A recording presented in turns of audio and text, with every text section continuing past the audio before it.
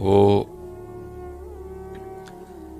حضور نبی علیہ السلام جب جنت کا مشاہدہ فرمانے تشریف لے گئے نا، کیونکہ آپ ہی کے نور مبارک سے بنی تھی، سب نوروں سے دے نوروں تے اس دا نور حضوروں، اب تشریف لے گئے، لکھا جنتی حوروں کی سردار حاضر خدمت ہوئی، جنتی حوروں کے جرمٹ میں نے یہ آگے آپ کو ایک حدیث پاک سنائی ہے جنتی حور کے لیے،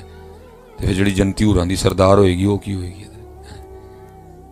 سلام عرض کی، اور عرض کرتی ہے محبوب علیہ السلام آپ رحمت للعالمین ہیں، اپنی رحمتوں میں سے کچھ مجھے بھی عطا فرمائے۔ حدیث کا مفہوم ہے، فرمایا جا پھر تینوں اپنا بلال دے چھڑیا۔ اب وہ جنتی حوروں کی سردار حضرت بلال رضی اللہ تعالیٰ عنہ، بظاہر رنگ مبارک کالا، بال مبارک گھنگریالے، ہونٹ مبارک موٹے، تو عرض کر دیے اللہ کے محبوب علیہ السلام اتنے سونے سونے صحابی ہیں، ابو بکر ہیں، عمر ہیں، عثمان ہیں، مولا مشکل کشا ہیں، شیر خدا ہیں، حیدر کرار ہیں،